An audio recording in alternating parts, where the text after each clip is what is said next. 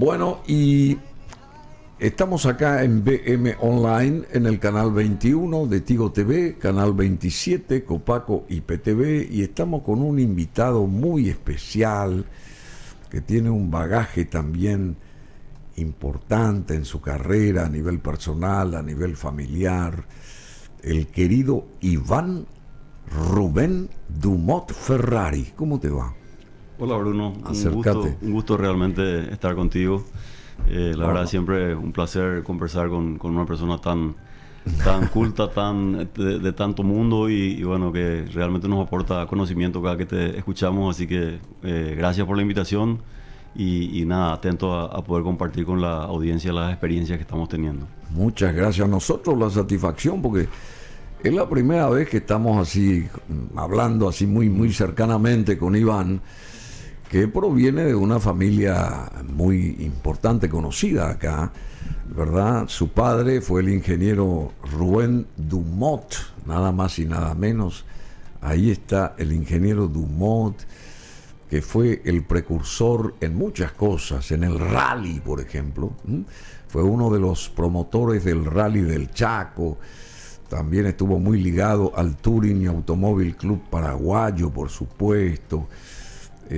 También a la parte empresarial en líneas genéricas, a la ARP también, Asociación Rural del Paraguay, y bueno, también y justamente en la pista mayor de nuestro rally recibe el nombre del ingeniero Rubén Dumont. Se bautizó así esa pista con el nombre de este señor que mucho hizo, aportó a la sociedad paraguaya. Esa es la verdad.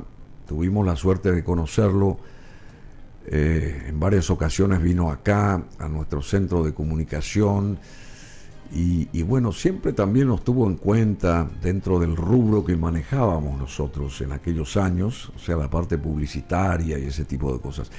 Después fue uno de los que introdujo la Pepsi Cola acá, estuvo muchos años al frente de la Pepsi, y bueno, hay un montón de cosas. No quiero ampliar esto porque me voy a quedar corto, porque el ingeniero Rubén Dumont hizo mucho en el mundo empresarial, y también su familia tuvo con su esposa, la señora Ferrari, tuvo 4 hijos, y acá Iván es el mayor, que tiene 53 abriles. Así es. Pero sí. Parece muy joven vos. No, la verdad, orgulloso de los logros de mi papá. Nos dejó la vara muy alta. Sí. Uno trata de emular en lo que puede las cosas que él fue haciendo en los distintos ámbitos, principalmente en lo familiar. Creo que la herencia más importante que nos dejó es un nombre muy respetado y muy consolidado en la sociedad, y eso es lo que más tenemos que cuidar. Es lo que tratamos de enseñarle a nuestros hijos también. Algunos ellos lo conocieron muy poco. Él se fue joven, con 74 años. Era un hombre muy dinámico. Sobrevivió a una caída del helicóptero y después finalmente, después de 6 meses, falleció de dengue. O sea que una cosa increíble. Sobrevivió de una caída de helicóptero. ¿Y cómo era él, digamos? ¿Cómo en la parte familiar? ¿Él era, digamos, exigente, o era, digamos, daba los gustos a sus hijos? Bueno, obviamente que sí, pero ¿estiraba mucho la cuerda? ¿Soltaba mucho la cuerda o estiraba mucho la cuerda? No, él siempre fue una persona exigente en todos los ámbitos, inclusive en lo familiar, inclusive en su expectativa de lo que nosotros resultáramos, de lo que nosotros hiciéramos. Los premios siempre tenían que ver con un logro, con alcanzar algo en concreto. No había premios, no había regalos simplemente por nada. Era así un hombre muy sensible, ¿verdad? Extremadamente. Detrás de esa coraza de personaje duro y de casi un dictador, que lo reconocían en muchos ambientes. Era una persona de corazón muy blando, ¿verdad? Enorme corazón tenía. Se emocionaba mucho con ciertas cosas, era muy sensible a las necesidades sociales, ayudó realmente a mucha gente. Pero sí, nos crió bajo su norma de exigencia, de resultados y de como te decía, de valorar que las cosas se obtienen con esfuerzo, con dedicación y con sacrificio. Algo concreto. Y con sacrificio también, ¿verdad? Sí. Bueno, Iván Rubén Dumont Ferrari, Iván Rubén Dumont Ferrari, está acá porque él ahora ostenta desde el 2021, creo que es presidente del Centro de Importadores del Paraguay. Presidente del Centro de Importadores del Paraguay. Bueno, que es una organización, como su nombre lo indica, que tiene que ver con el comercio, con lo que importa al país. Y la consulta directa va a qué pasa con todo esto que está sucediendo en la hidrovía, por ejemplo, con la Argentina, los peajes, todo esto que también, el paro, por ejemplo, de los camiones por parte de los argentinos, camiones con gas, ¿cómo que se llama? Gas licuado de petróleo. Gas licuado de petróleo, que no pueden a veces pasar acá. Hoy estuve leyendo que sigue el mundo bananero con sus problemas con los argentinos. Parece que no pagan y están debiendo como 8 millones los argentinos a los productores bananeros paraguayos, ¿verdad? ¿Cómo podés, digamos, actualizar, pintar y dibujar el significado de estar al frente de un centro de importadores del Paraguay? Bueno, antes que nada contarte, Bruno, y a tu audiencia, que el Centro de Importadores está por cumplir 85 años de vida institucional. O sea, no es una institución reciente, es de la más antigua, junto con la Asociación Rural del Paraguay y la Unión Industrial Paraguaya. Son los principales gremios que originalmente crearon la FEPRINCO, que es el gremio de gremios, digamos, el gremio principal que aglutina de producción, a toda la industria, a la producción primaria y al comercio. Y obviamente un gremio que tiene su peso y su importancia en la economía paraguaya, ¿verdad? 85 años. 85 años cumple el año que viene. El año que viene, sí. Entonces, y ha tenido un legado de presidentes de altísima talla y nombres reconocidos en la sociedad, don Nicolás González O'Donnell, el ingeniero Max Haber, el ingeniero Ricardo Carrizosa, el ingeniero Neri Jiménez Malgarini, gente muy exitosa en diferentes ámbitos, Miguel Carrizosa, bueno, no quiero seguir citando porque hay nombres anteriores, sí, claro, don Raúl Díaz de Espada, hay nombres importantísimos, don José Martínez Yarges, nombres que han dejado huella profunda en el empresariado paraguayo y que, bueno, fueron los impulsores y los mentores de que este gremio tenga hoy el peso y la importancia que tiene. Es un gremio constituido por 500 empresas, 500 socios. 500 empresas. Sí, y estas 500 empresas representan hoy el 80% de la importación total del Paraguay. La importación como peso total en el PIB del país alcanza al 40% del PIB, es decir, los bienes que produce la importación generan el 40% del PIB del país. Y también hay que desmitificar un poco el hecho de que la gente asocia solamente la importación con un producto final terminado, ¿verdad? Realmente el 40% otra vez de lo que se importa hoy son bienes de capital, es decir, productos primarios para la industria o para la producción primaria, que son insumos para poder fabricar, en el caso de las industrias, o insumos para poder producir, en el caso de la producción agrícola o ganadera, ¿verdad? Entonces, la importación realmente sirve a varios efectos, ¿verdad? En muchos casos al consumidor final, trayendo en algunos casos productos, novedades que aquí no se fabrican todavía, como el caso de la tecnología, fundamentalmente, ¿verdad? Que necesariamente es toda importada. Y también es precursor de la industria de alguna manera, porque empezamos los importadores trayendo algún determinado producto y en la medida que se va viendo el desempeño de ese producto en el mercado y las posibilidades de realmente producirlo en Paraguay a mejores costos, también la industria se va desarrollando detrás de la importación, que es de alguna manera la punta de lanza que va abriendo el mercado, ¿verdad? Entonces, muy interesante lo que está diciendo, pero mi consulta es la siguiente: el contrabando, ¿cómo está? ¿Les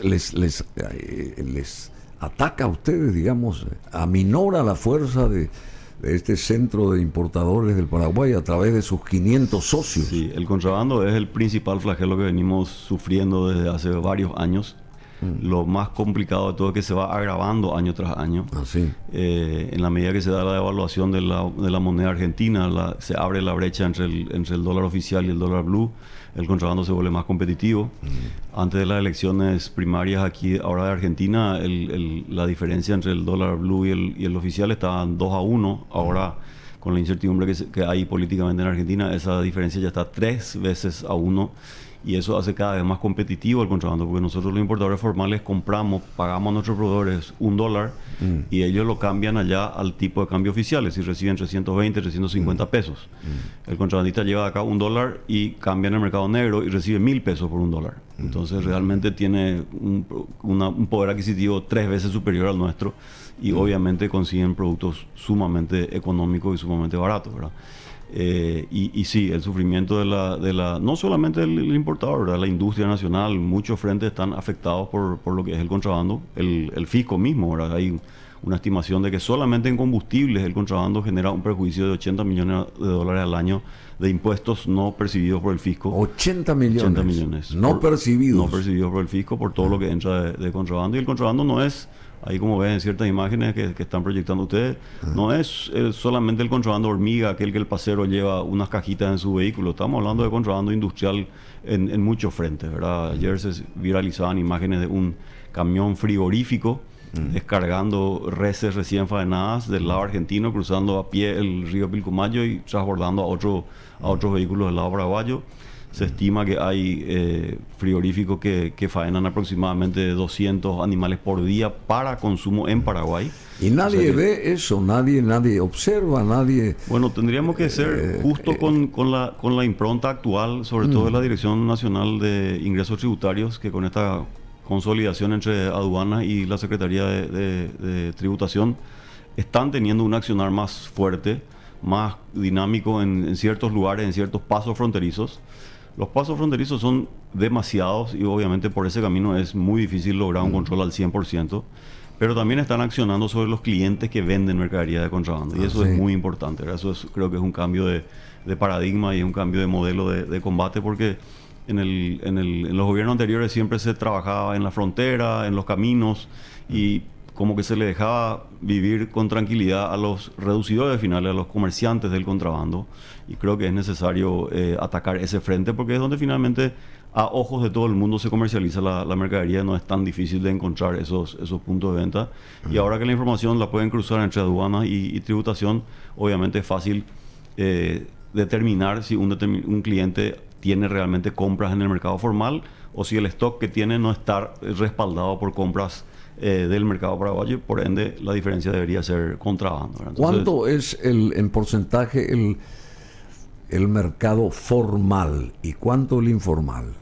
Depende de la categoría. Las categorías más afectadas han perdido, y las categorías más afectadas te hablo productos como limpieza hogar, llámese productos de limpieza de piso, aerosoles, insecticidas, ese tipo de cosas. Es una de las más afectadas, está con una caída de más del 50% de lo que es su venta en años donde no teníamos contrabando. Tenés productos como los vinos que están en orden del 35-40%. El aceite también tiene una caída del orden del 50% de su venta. Productos como pañales, higiene personal, también es una categoría muy afectada con 40-45% de caída. Te diría, no hay rubro que se salve. La diferencia está en cuán competitivo es un determinado producto en un lado o en otro. Y eso hace que el nivel de impacto sea mayor, ¿verdad? También los productores nacionales, los frutos hortícolas, ¿verdad? Es decir, hay intensísimo contrabando de frutas y verduras del lado argentino, y eso claramente perjudica mucho a los productores nacionales. También hay un tema de estacionalidad. En el momento que el productor tiene su producto listo para vender, le ingresa una carga de contrabando, él no puede esperar, el producto se le pudre. O sea, es un escenario mucho más complejo. Pero siempre Argentina es la piedra del escándalo. Un poco de Brasil. Brasil está teniendo una revalorización de su moneda en este último mes, lo que ha bajado la brecha de diferencia de cambio. Entonces el ingreso de productos de Brasil se ha reducido bastante. Pero si te tuviera que poner un porcentaje, te diría que el 85% del contrabando viene de Argentina y el 15% viene de Brasil. 85% de Argentina. Sí. Decime, ¿y esa cooperación técnica, por ejemplo, entre Paraguay y Córdoba, en este caso, favorece el comercio exterior? Porque el Centro de Importadores que vos presidís del Paraguay y la agencia Pro Córdoba recientemente presentaron en conferencia de oportunidades, o la conferencia de prensa, las oportunidades, herramientas disponibles y las experiencias de éxito entre ambos países. ¿Cómo está esa parte, digamos, de...? Y me gustaría diferenciar lo que es trabajar con el sector privado argentino de lo que es trabajar con el gobierno argentino, ¿verdad? Yo creo que sí. realmente en el gobierno argentino, más que un aliado mirado del lado de Mercosur, tenemos realmente un problema serio, ¿verdad? O sea, Argentina nos produce daños por el lado del contrabando, como bien lo decíamos. El contrabando es consecuencia de una política cambiaria, una política económica, creo yo, insostenible, pero de alguna manera la sostienen en Argentina hace varios años. Y eso nos produce daños muy, muy importantes. Porque vos tocaste algo, el Mercosur. Porque toda esta cuestión de las barcazas y de las, ¿cómo se llaman? Los aranceles, las cuestiones ahí que surgieron ahora por el lado argentino, eso va en contra del tratado mismo del Mercosur. ¿Y quién maneja el Mercosur? ¿Dónde está nuestra fortaleza como país? Porque, o si no, ¿por qué estamos nosotros ahí en el Mercosur? Quiero saber, porque tanto Brasil como Argentina se benefician seguramente con el Mercosur, y nosotros con el Uruguay no, porque sabemos que el Uruguay está abriendo su camino también paralelamente en solitario, justamente. Claro. ¿Y cuál es la reacción nuestra al respecto? Bueno, el Mercosur tiene claramente sus pros y sus contras, ¿verdad? Las economías, las asimetrías de economía que le llaman en el Mercosur, que son Paraguay y Uruguay, países más pequeños versus Argentina y Brasil, tienen en el tratado beneficios y ventajas como el régimen de turismo que se aplica en Paraguay y Argentina y Uruguay, para poder vender productos a los turistas brasileños y argentinos, ¿verdad? Y finalmente hay beneficios. Ahora bien, claramente el principal beneficio se lo llevan Argentina y Brasil en esta integración de mercados donde las fábricas argentinas venden mucho para Brasil. Creo que el principal beneficiado de Mercosur sería fundamentalmente Argentina. Y bueno, Brasil tiene acceso a todos los demás mercados con arancel cero y obviamente es el gran productor de la región, ¿verdad? Sin embargo, Brasil vende al mundo bastante más de lo que vende al Mercosur. Así que diría que si ponemos la fuerza sobre la balanza, creo que Argentina es el mayor beneficiado en la ecuación Mercosur. Pero bueno, nos ha permitido un cierto desarrollo de nuestra industria, sobre todo que le permite a la industria paraguaya exportar a estos mercados importantes como Brasil y Argentina a costos que antes eran imposibles de competir. Ha permitido también el desarrollo del negocio de la maquila, que está creciendo y que produce importantes fuentes de empleo. Y estas están destinadas fundamentalmente al mercado brasileño. O sea, la producción de la maquila está fundamentalmente destinada hacia la provisión de insumos para la industria brasilera. Entonces sí tiene elementos compensatorios, pero como bien decía, por otro lado tiene situaciones en las cuales Paraguay sale tremendamente perjudicado. Nuestra condición de mediterraneidad nos pone en una situación muy vulnerables, muy dependientes de lo que Argentina sobre todo desea hacer, porque Uruguay es un buen socio estratégico dentro del Mercosur. ¿Qué desea hacer Argentina? ¿Cuál? O sea, ¿desea siempre perjudicarnos a nosotros? Bueno, Argentina tiene unas necesidades fiscales infinitas. Entonces, obviamente, cualquier fuente de posible recaudación la toman sin pensar mucho en las consecuencias y probablemente sin analizar mucho los tratados vigentes, ¿verdad? En este caso, la medida tomada sobre la hidrovía no solamente va en contra de lo acordado en el Tratado del Mercosur, sino también de un tratado de la hidrovía que además el Santa Mercosur, Cruz de la Sierra. Exactamente. Además el Mercosur integra a Bolivia en ese tratado. Bolivia también y Brasil y Uruguay. Es uno de los países perjudicados por este efecto, pero el 80% de la carga que circula por la hidrovía Paraguay-Paraná es paraguaya. Es decir, el mayor perjudicado de este escenario es Paraguay realmente. Aunque tenemos la solidaridad de Uruguay, Brasil y Bolivia en el concepto teórico de la situación, pero los más perjudicados somos nosotros, claramente. Te hago una consulta. ¿Cómo podemos, digamos, revertir esta situación? Porque estamos heridos. Bueno, ¿cómo sanar la herida? Digamos, partiendo de la base que somos un país mediterráneo, todo lo que dijiste vos, débil en muchos aspectos.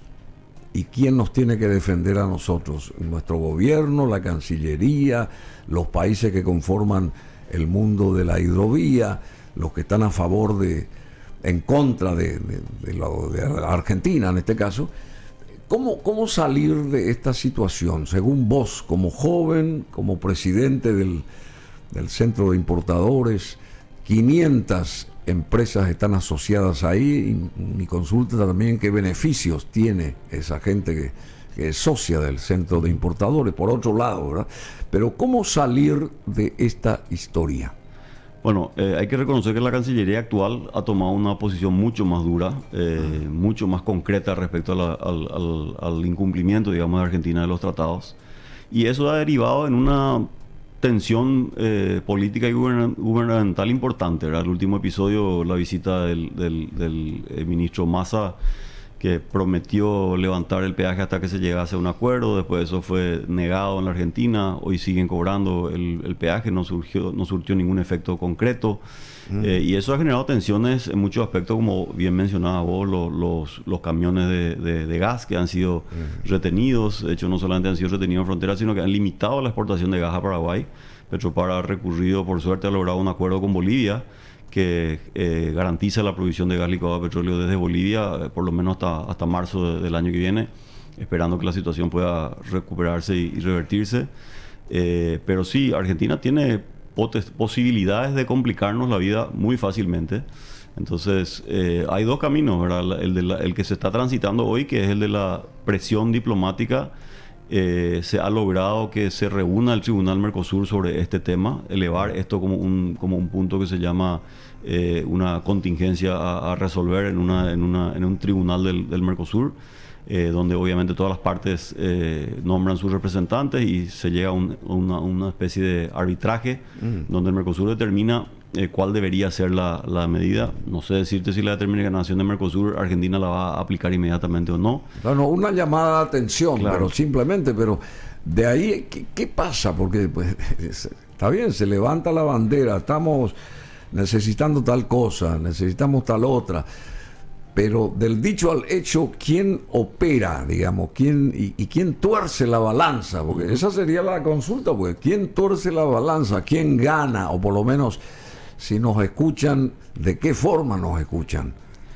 Bueno, a ver, Argentina está al borde de un cambio político, o de la continuidad del signo político actual, o de un cambio radical en su modelo de gobierno, ¿verdad? Creo, obviamente, que un cambio de signo político va a beneficiar al Paraguay claramente, porque se podrían restablecer las relaciones de manera más fácil, y porque la mirada del candidato Milei claramente una mirada económica mucho más abierta, mucho más afín al mercado de capitales. ¿Y si gana Massa? Y si gana Massa, probablemente las cosas llevarán un tiempo más. Yo no creo que Massa pueda seguir, o que el gobierno argentino actual pueda seguir en un escenario de conflicto con el Paraguay, o de conflicto, de ser un punto de conflicto dentro del Mercosur. Probablemente con una mirada de próximos 4 años de gobierno, el ministro Massa tendrá que encontrar la forma de restituir la imagen de Argentina ante sus demás socios, ¿verdad? Entonces, pero probablemente lleve más tiempo que si gana el otro signo político, en donde más rápidamente deberían notarse los cambios. Eso es aleatorio, tenemos que sentarnos a esperar qué ocurre en el país vecino y rezar en un favor o en otro, ¿verdad? Pero desde el lado de lo que podemos hacer, se han activado los mecanismos de conflicto en Mercosur, también en el Tratado de la Hidrovía.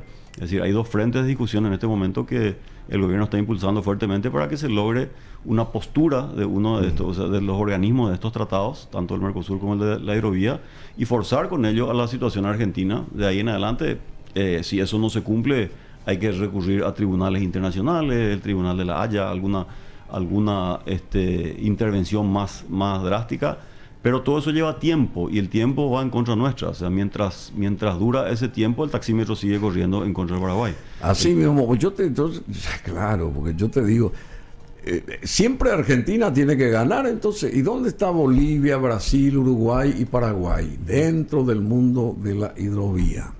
O del Mercosur, como gran parte, porque también se ha logrado el apoyo de los demás. ¿Por qué siempre la batuta, siempre el director de orquesta tiene que ser Argentina? Quiero saber.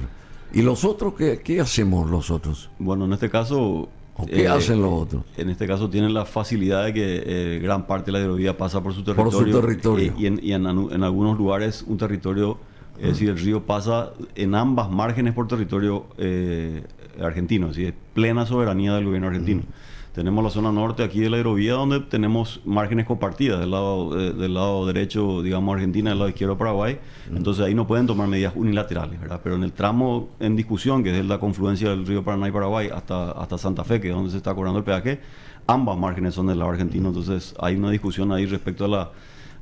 Y bueno, pero ¿qué saque se le puede hacer a la Argentina? Intentaron entrar por el lado de Yacyretá, no le salió porque tampoco carburaron de que esa energía que podría ser retirada de Yacyretá podría ser vendida a través de Itaipú al Brasil, por ejemplo.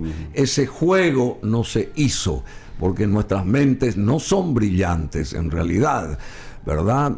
Y entonces estamos otra vez en fase cero, porque si ese juego se hubiera hecho con antelación, sí nos hubiera respetado la Argentina y sí hubiéramos, el propio Santiago Peña se iba a hacer sentir, digamos. No sé si me explico. No, clarísimo.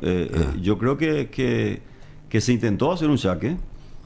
Yo creo que es el talón de Aquiles de Argentina, la provisión de energía desde Yacyretá, y yo creo que tenemos las condiciones para traer esa energía y consumirla nosotros en el mercado doméstico, y el remanente o lo que no utilizamos de Itaipú, venderlo al Brasil, es una medida viable. Creo que el gobierno no se animó a tensar tanto esta situación por el hecho de que Massa demostró cierta apertura. De ahí fue que vino la negociación aquí a Paraguay, de ahí fue que vino la promesa de que se iba a levantar el peaje hasta que se encontraran soluciones, y eso no se cumplió. O sea, obviamente yo creo que el gobierno tiene la opción de que si así siguen las cosas y se renueva este signo político en Argentina, y tendrá que volver Paraguay a presionar sobre lo poco que tiene para presionar, que es el caso de la energía eléctrica, ¿verdad? Entiendo que la expectativa del gobierno es que esperar a ver cómo se establece la política en Argentina y a partir de ahí trazar su nueva estrategia, pero como bien decís, es nuestra única herramienta de presión efectiva. La presión diplomática lleva mucho tiempo y, como te decía antes, el tiempo corre por nuestro bolsillo, ¿verdad? En contra. Y el contrabando de combustible, querido Iván Dumont, ese contrabando de combustible, porque ahí en nuestras narices, ahí en la parte de Itapúa, entran los argentinos que traen su combustible, cruzan tranquilamente el puente, venden en territorio paraguayo y nosotros estamos pendientes de lo que ellos traen en nuestro propio territorio. ¿Eso no forma parte del ejido del Centro de Importadores del Paraguay? Sin duda, claro. ¿Y cómo se ataca eso? Bueno, hoy estamos trabajando en una mesa interinstitucional donde están sentados 19 gremios. Estamos trabajando en conjunto en pos del contrabando. De hecho, estamos redactando en conjunto con el gobierno un nuevo proyecto de ley que le da otras potestades de intervención administrativa al gobierno. Un consejo del fiscal general del Estado es que los hechos de contrabando, catalogados contrabando por 100, 200 millones de guaraníes, la Fiscalía General no tiene la cantidad suficiente de gente para perseguir todos esos delitos hasta el final. Entonces él recomendó elevar notablemente las penas administrativas. Es decir, que la propia SED puede imponer multas de orden millonario, pueda cerrar comercios de manera inmediata. Y estamos trabajando en la modificación de la ley para darle esa potestad al gobierno y que la sola intervención administrativa ya sea suficientemente gravosa para los comerciantes del contrabando. Muy interesante. Puede ser un camino importante. Estamos trabajando en conjunto con el gobierno también en aportar recursos para la investigación. Habrá visto que hay ya tecnología hoy, hay drones, hay otros elementos de uso en el combate al contrabando. Pero como te decía, el frente de trabajo es infinito, ¿verdad? Es decir, acá, más allá de poder parar esto al 100%, hay que generar concientización, y la concientización es relativamente difícil en Paraguay porque el contrabando es una práctica muy arraigada culturalmente en el paraguayo, a diferencia del Uruguay, por ejemplo, donde el uruguayo no se vanagloria de comprar contrabando barato y de que es muy vivo por eso. El paraguayo sí tiene esa costumbre, hasta la gente de mayor poder adquisitivo, decir, me compré este vino por la mitad de lo que vale acá. Se ufana. Se ufana de su viveza, ¿verdad? Y eso realmente es culturalmente un elemento que tenemos que romper, porque el perjuicio que hay detrás son familias sin trabajo, ¿verdad? Bueno, decime, esto que está pasando en el Medio Oriente aminora la exportación de carne, sube, por supuesto, el precio del combustible. Sí. Y el tipo de cambio también. ¿Cómo nos afecta ese conflicto israelí-palestino, palestino-israelí aquí a nosotros que estamos acá en medio de la América del Sur, digamos? Bien, la exportación de carne ya venía complicada por otros factores. China dejó de comprar el volumen que habitualmente compraba Brasil, y por lo tanto Brasil, al dejar de exportar toda la cantidad que exportaba, dejó de comprar también producción paraguaya. Entonces sí se agravó con esta situación del conflicto en Medio Oriente, pero ya venía rezagada por otros factores. Los efectos más concretos y más cercanos son el incremento del tipo de cambio, importante en los últimos días y donde todavía no tenemos un techo, una visibilidad clara de dónde va a terminar.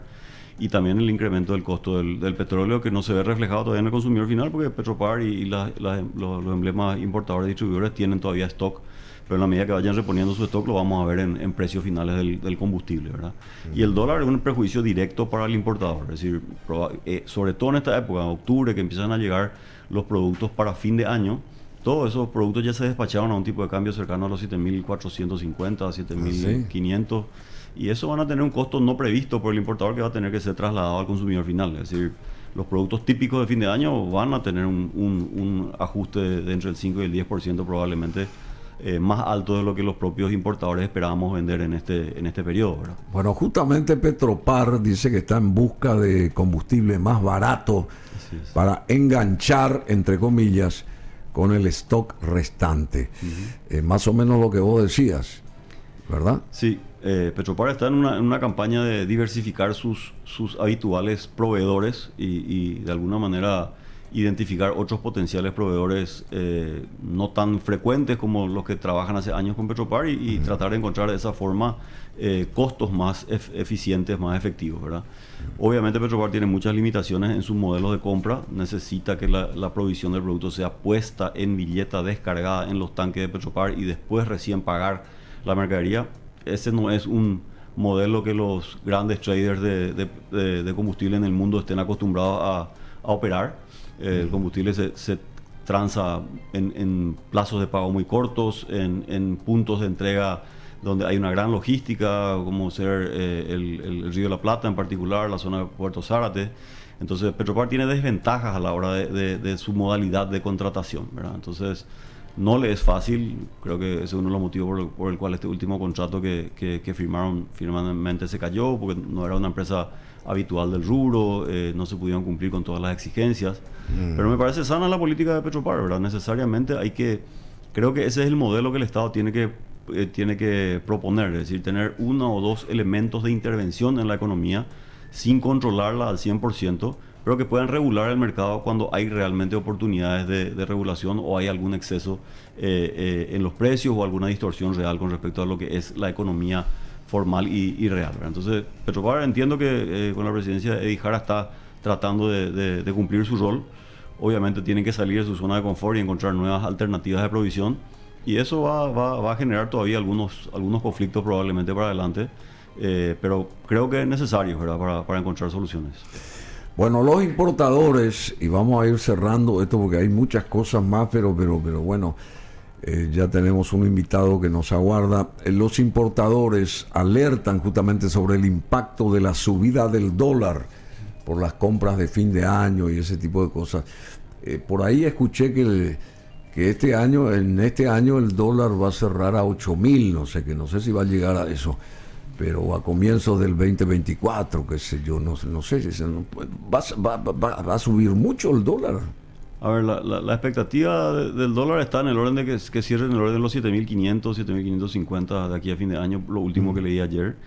¿Qué puede pasar el año que viene? Todavía es un fenómeno a determinar. Probablemente si la Reserva Federal Americana empieza a bajar las tasas de interés, el dólar tenga una tendencia a depreciarse ante las demás monedas. Se estima que eso empezaría a ocurrir en el primer trimestre, en el segundo trimestre del año que viene.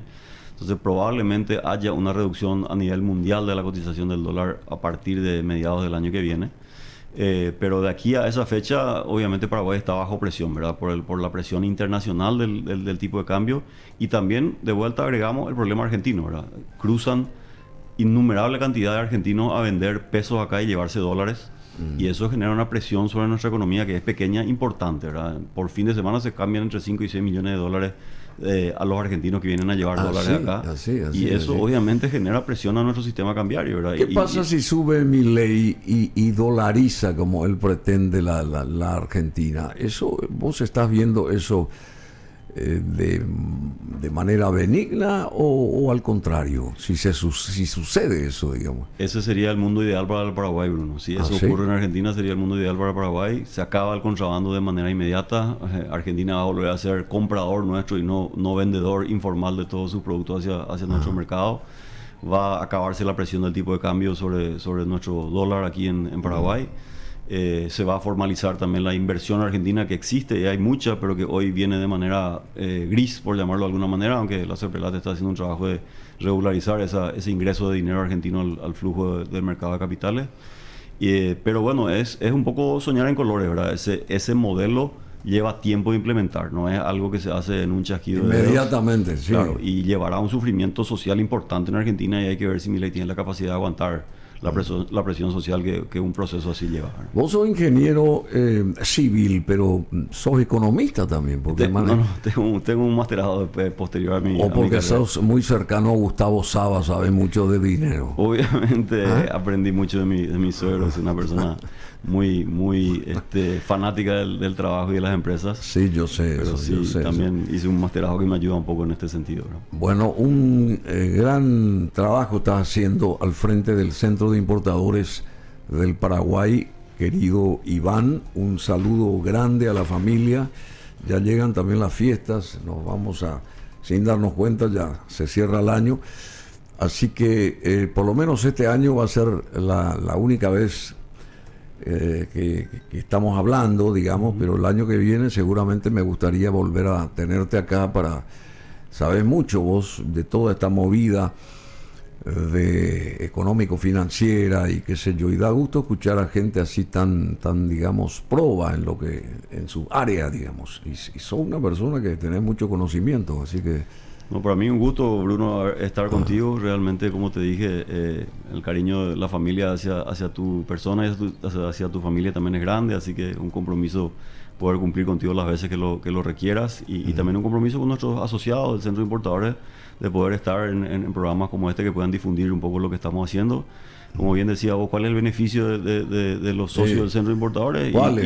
Y hay muchos beneficios económicos tangibles, ¿verdad? Acuerdos con muchas instituciones, ventajas de precios, negociaciones preferenciales en tasas portuarias, en muchos otros elementos, pero yo creo que lo más importante, lo que tienen que entender es que la comisión directiva se dedica a pelear por sus intereses, ¿verdad? Y eso es lo que a veces es un poco intangible, ¿verdad? Uno lo ve como existe tal problema, no se resuelve de manera inmediata, pero bueno, hay otras cosas que sí se logran, ¿verdad? Hemos logrado, por ejemplo, eliminar el arancel consular, que era un costo importante, eso es importante, que pagaban los importadores por traer la documentación de origen de afuera. Éramos dos países en el mundo, Egipto y Paraguay, los únicos que teníamos una tasa como esa. Sí. Cuando uno le plantea eso a su proveedor del exterior, te miran con cara de increíble, no sé de qué me estás hablando. Claro, importadores que apoyan eliminar el arancel consular, contribuirá a desburocratizar toda la historia. Así mismo, más allá de bajar los costos notablemente, acelera muchísimo el proceso de importación y documentación de importación, que hoy puede hacerse todo digital.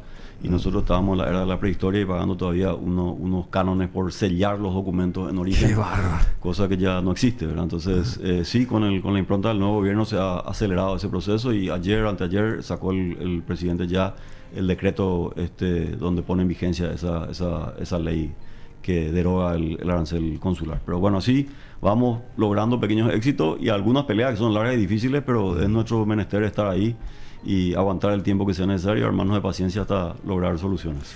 Bueno, y hay que seguir con esa lucha al contrabando también, querido Iván, ¿eh? Sin duda, ese va a ser, sin lugar a dudas, nuestra principal tarea. No es solo una pelea del gremio, del Centro de Importadores, que hay que aclarar, todos los gremios del país están en pos de ese fin. Están siendo afectados. Todos están siendo afectados y todos estamos trabajando juntos, lo cual es un tema muy importante. Normalmente los gremios tienden a manejarse con intereses egoístas y mezquinos, y hoy hemos logrado un modelo de trabajo conjunto que suma fuerzas y que ayuda también a que el gobierno nos vea como una herramienta de ayuda y de gestión.